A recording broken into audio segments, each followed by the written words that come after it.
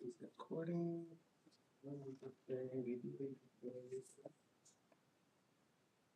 Okay, today we're going to talk about robotic sensor modalities. Generally, we want to see all sort of sensors that you can use in different type of robots. So we finished convolutional neural network. Right now, you have amazing tools to work with data. If you have more data, better, because convolutional neural network is amazing for lots of data. You can train the model. It's not difficult. You just need to label them and divide them to training, testing, evaluating, or validating. And then define the neural network, the number of layers, the number of kernels, and just work with that. For so many applications right now, because data exists, you can use convolutional neural network. But today we want to talk about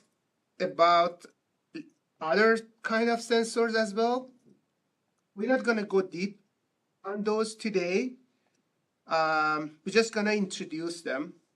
We're going to see how many, like different type of sensors in terms of, for example, usage, where they use a type of sensors. Some sensors are, we call them internal. They are showing internal state of the robot, like the velocity of the robot, acceleration of the robot. And some are external to detect objects around the robots. Some sensors are active. That means they send something like radio signal, they receive that.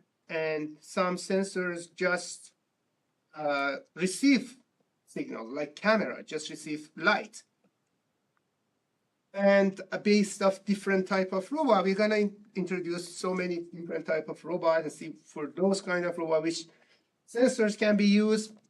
And then we're gonna go in terms of complexity. Some sensors just make very simple data for us, doesn't need that process. Like just give you distance or some vector, for example, that doesn't have lots of information, but some other sensors like camera, for example, or LiDAR, or actually radar, for example, give you a lot of information. And processing that for sure need some tools and methods like neural network or convolutional neural network or other algorithm to process them. And we also want to talk in next few sessions how we can combine this, even these moderate sensors or simple sensors, if they combine together, can create and make amazing information, like complex. We can do complex tasks with them, even they are simple. If you use lots of them, if you combine them, if you fuse them, you can do very complex tasks with them. Like, for example, for localizing a robot, you can just use a couple of these simple sensors. You don't need to have complex sensors. Okay, so this is what we're gonna cover today. Let's get started. We already talked what is the sensor, but here, because we want to just specifically talk about sensors, it's good to define it. What is sensor? So sensor is a device that actually you put it in your robot, or in general, it's just a device that measure or detect some physical properties of environment. Physical property of environment, for example, measure, I don't know, heat, for example, measure distance, for example. And what create some electrical signals that are measurable. So the sensor is just make kind of measure surrounding. Some sensors are internal, measure characteristic of robot itself, like telling what is the speed of the robot, or what is the, for example, direction of the robot. And some of sensors like external, that showing a state of other objects, surrounding objects. Okay, so this is something that we're going to talk today.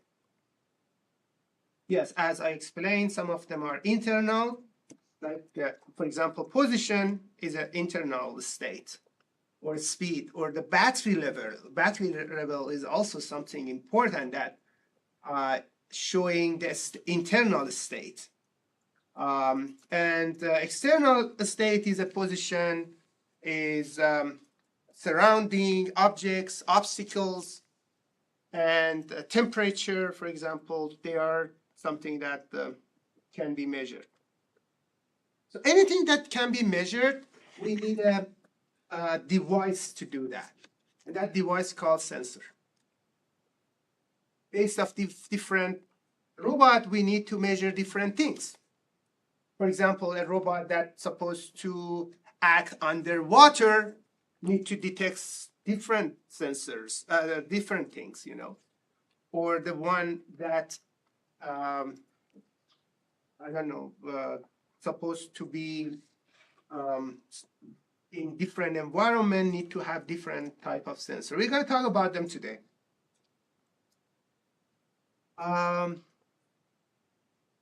In context of robotics, sensors are like robots sense, like human sense we also have for robots, like eyes, ears, skin, you know, whatever we have, we can touch. We want to give possibility that robot also can touch. I mean, feel that touching. Why we want it? Because at the end, we might create a humanoid robot, that this humanoid robot need to interact with human, and we need to have similar sense with human. So we need to have those sensors. We want to talk about those sensors as well. So normally a robot, as we explained before, has 3 tasks to do, and that's a loop that robot always do. First, perceive or perception. Robot wants to know where it is, where if I am a robot, where am I as a robot, and what's around me. This is perception. Where am I? Where's what's around me? And then plan. So normally we do perception, and that's a loop. If you want to draw a like a state diagram for that, if we could consider those as a state, we have perception or perceive, and then we have plan, and then we have act, and then we change environment and again perceive. So this is a loop that robot doing in a time that time is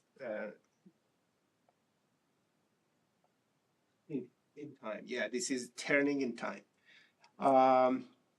or time slice, because it's discrete time. It's time slice, like the time k, and k plus 1, and k plus 2, and so forth.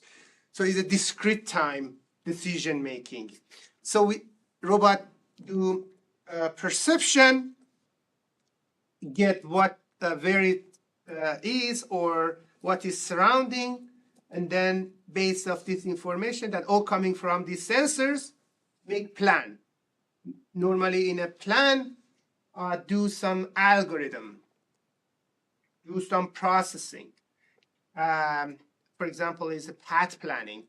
Based off the surrounding, find the position and destination, and do some algorithm to find the best path, optimal path, maximize utility, minimize cost, to get the goal. And then start acting. When it start acting, it's going to change the environment. When the robot changing, the environment changing. So we're going to have different perception later. I mean, environment changing, environment is always dynamic, but if even it's not dynamic, it's still when you are moving, your perception going to change. So everything going to change dynamically. So we need to have different perceptions. So that's why we have a loop. And this is how we need to design the robot to act wisely or optimal based off. We don't need to use too much extra sensors. We need to have enough sensors to the price, and price is important too. When you want to design a robot, you always need to consider how much memory you need, how much based off the budget, and sometimes you don't need to have a very sophisticated processor or sensors for a simple robot, for example.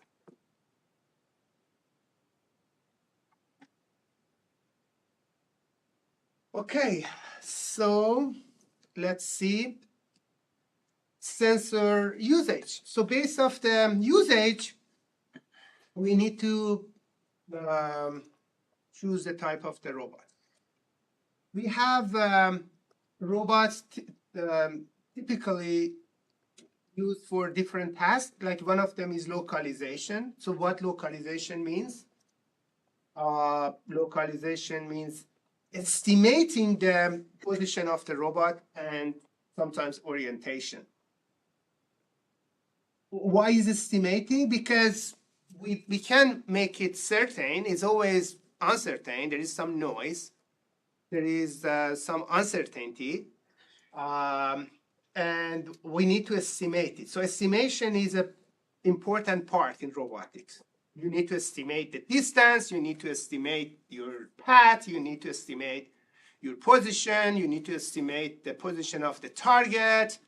Everything is stochastic or probabilistic. And we sometimes need to do some assumption for estimation. For example, we can assume that the noise is Gaussian, for example. Without those assumptions, it's so hard to predict. Okay, so this is localization. So what kind of sensors you need for localization? So the famous one is GPS. GPS gives you some information about your position, but we already talked about limitation of GPS. So imagine this is a robot. So you need to be able to see some GPS satellite, for example. At least I think it depends the dimension. At least I think it's 3 or 4. You need to be visible. To based off those, you find your position. And LiDAR, for example, LiDAR can give you kind of position as well, because it gives you distance to all the obstacles around. like that. And if there is some obstacles here, roads, trees, whatever, houses, cars, other cars, and a 3D dimension, a 3D information of your surroundings. So if you have 3D information of your surrounding, you know, for example, which obstacles, how far from you, so you can make your decision nicer, better. And IMU as well. IMU is actually not very sophisticated sensor. It gives you a vector of information, like if your previous position was, for example, X, with using IMU, because it's related to inertial things, when you are moving, it can detect some, for example, acceleration. It can detect, after some computation, you can compute velocity, you can, and based off the previous position, you can estimate the next position based off velocity, acceleration, angle, that coming from IMU. So IMU is also important for that. But imagine this information, these sensors can also fuse together, because they are not always available. Like GPS is not always available. You can combine it with IMU. When is not available, you can estimate using IMU. With IMU, you can see, for example, with which velocity you were moving. So you can say, okay, because right now is like 2 seconds after that, and I was driving in this direction, so I should be here, probably. The possibility of being here is like higher. And so forth. So these sensors can be used for predicting your position. So that's called localization. Right now, method like a SLAM, simultaneous localization and mapping, this is using factor graph.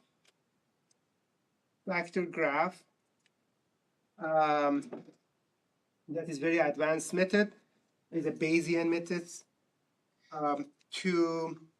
It is actually, I can say, factor graph can model so many advanced things, not just localization.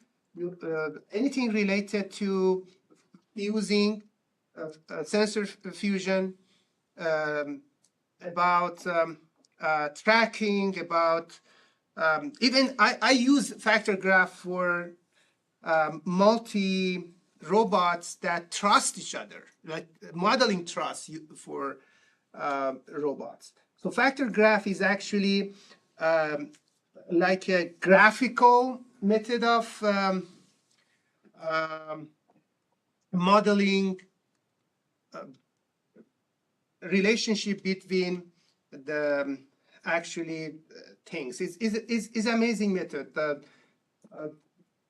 I might have a SLAM class later if I can get that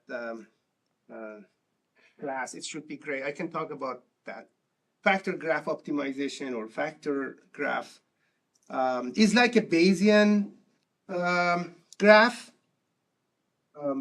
but more advanced. Okay, so that's something that is very important. SLAM is for localization and mapping. It means not just localizing, but mapping too. Mapping means the robot give a map of environment at the same time. It has lots of applications, Okay, so another one is navigation. So robot wants to move. When the robot need to detect surrounding, to not hit other obstacles, and find the best path. And path planning is that. So what we need, for example, camera can be a good sensor for that. like ultrasonic sensors or infrared IR is good because they give you distance. Like, for example, you want to have a robot you are in a room, for example, and there is a door. And however, there is some obstacles here and here. And, but robot has a set of IR or ultrasonic sounds to detect distance of obstacles surrounding, and based off that and its position can get like perception of the environment a little bit to find a door, to find a path to get out of the room, for example. So that's something that we need for navigation. So navigation is important for any autonomous agent or robot. So anything that makes decision by itself, we call it agent. So agent can be a robot or an algorithm. Doesn't need to have a physical part. We can have an agent that just work in the internet and do something. And like you can have with ChatGPT, you can have agent right now. I think that, for example, tell ChatGPT, okay, go check my emails and find the best, the important email that I need to answer right now. And you answer it by yourself, but give it to me to just confirm it. That's agent. We're gonna go in that direction soon because we don't have time to do so many things. We can give it to or agents to do. Agents is somebody that can make decision. I mean, algorithm, not somebody. But robot can make decision by itself. That kind of robot called autonomous robot. So autonomous robot can make decision by itself, doesn't need control of somebody else. It doesn't have a central unit to control it. Everything is there. So the processor, memory, sensors are there. And it can send information outside sometimes, can communicate with other robots or other agents. They can collaborate together because collaboration is very important topic in robotics, how they can help each other. Because robots are they have limited power too, like human. When we collaborate to do something, we can do better job. They can do it better as well. Why? Because they actually make the observation broader. Yeah, anyway, that's for navigation. So we need certain sensors for navigation, mostly camera. Some autonomous actually robots especially concentrate in camera. They are saying, oh, if human can just do with 2 eyes all of these sophisticated tasks, why not robot? Like, for example, Elon Musk is thinking just camera is enough. And that's why most of their Tesla cars are just rely on many cameras. They don't use LiDAR. They don't have LiDAR. And they're doing good job. However, I'm thinking that the Tesla's car are not, Tesla is not an automobile company, it's an AI company. They are collecting data. They're not, they're collecting data. They are just make the AI more powerful because they have enough information of outside. When a car driving, they can get lots of information from the streets, from the people, you know. Yeah, that's interesting. So yes, if human eye and human vision can do this sophisticated task, why not why not robots? And especially with this process that's happening in AI and machine learning and deep learning, that we saw those application of those last few weeks, and it was incredible. So we can learn from data. If we have enough data, we have power. So right now or future, the power is data, is nothing more. If you have data, you have power. That's why Elon Musk doing that, it's collecting data with cameras with the cars around the world, and also with between humans in network that he has, X. Is collecting all of human conversations and actually interactions, and that's why I'm thinking that's an AI company. It's not nothing else. And data is power. Okay, so that's navigation. Another application. The next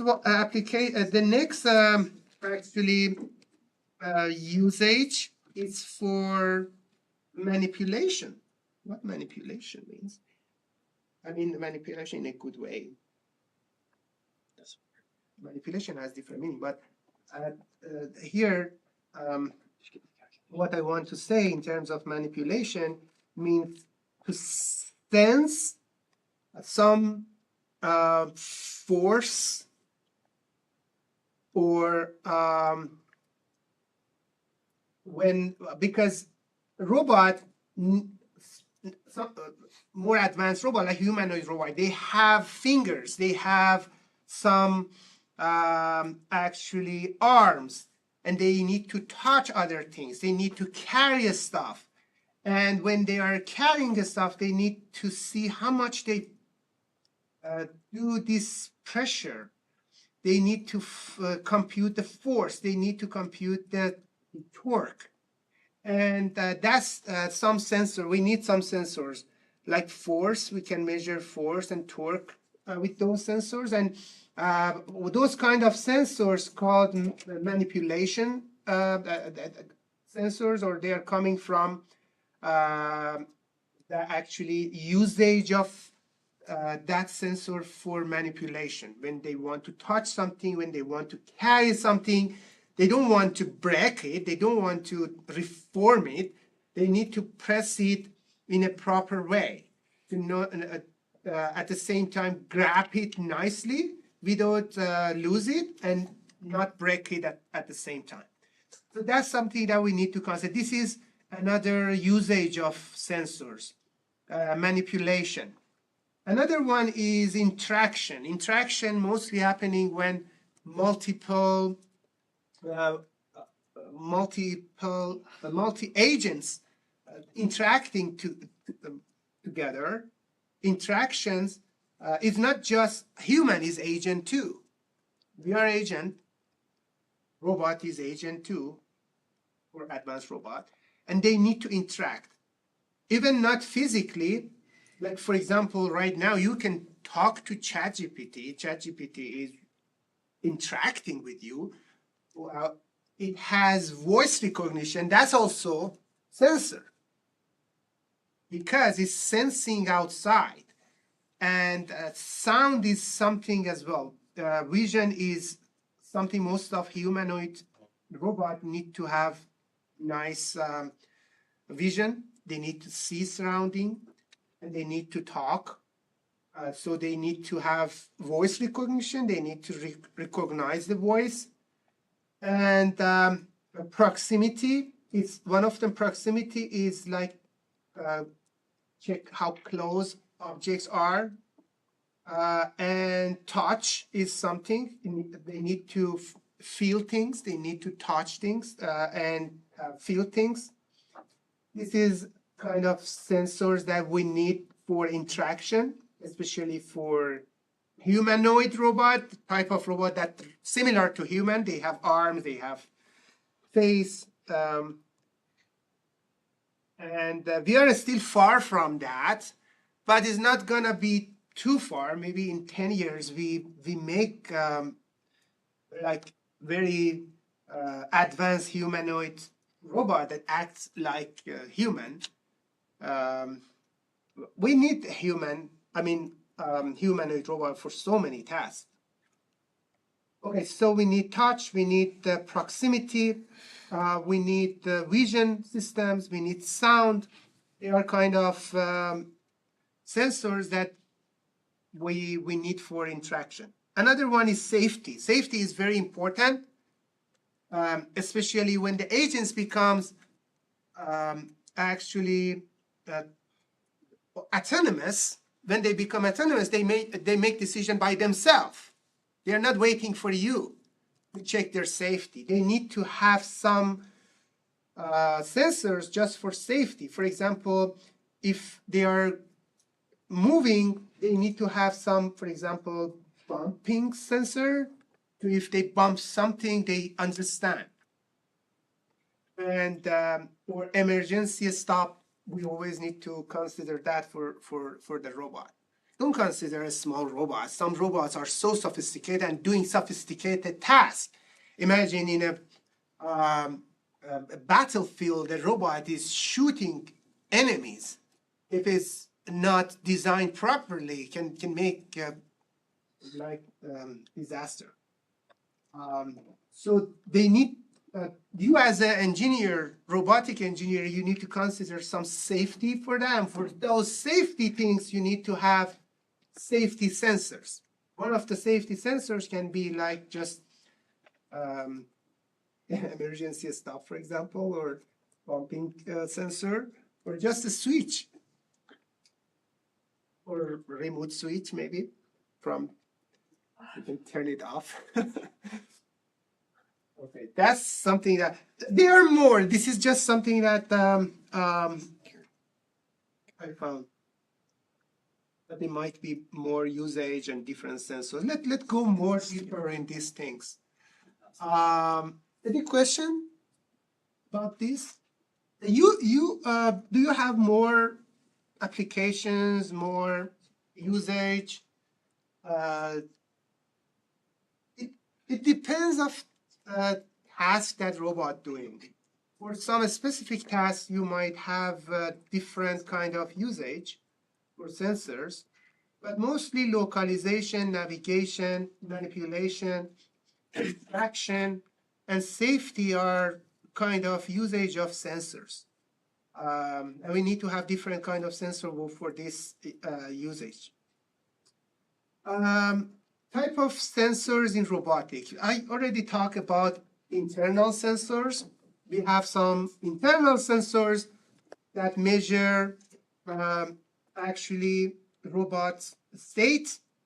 We have some external that measure surroundings, like obstacles, landmarks. Landmarks are some kind of obstacles that we know some certain information about them. Landmarks are so important for robotics. So if you know the position of landmark, you can estimate your position. That's very important. Especially in localization and mapping or SLAM, we always use landmark. Landmarks are very important. And especially when sensors are not very certain, like GPS not very certain, we always need to have some landmarks to update that. Okay. So we have some sensors, they are active sensors. Active sensors are the type of sensors they emit signals. They send something out and waiting for feedback. They send light, and then when receive light, they understand some, like laser, for example, or sound. Sonar is working like that. They send sound and waiting to receive the response and measure the time. And with that, they can measure the distance and detect the return. That's how they work. That's called active sensors. We also have passive sensors like camera, for example, that we just measure light that coming from environment or heat. We don't send anything. Those sensors called passive. We have more type of sensors, but they are these four are like a general type of robots. We just divided them here. For example, like IMU that measure acceleration, velocity. This kind of it's kind of internal. Encoder is just something that based off the wheels is just count how this wheel's turning. It's count that, and based off that understand how much move. This is encoder, or that's sometimes called wheel encoder. And gyroscope is part of IMU as well, to show the direction. External camera, lidar, sonar are external. Active, like radar, sonar, lidar, they are active because they send something. And passive is camera, temperature. Okay, so I think it's time is over. So yeah, next class we talk about type of movement. Any questions? Okay.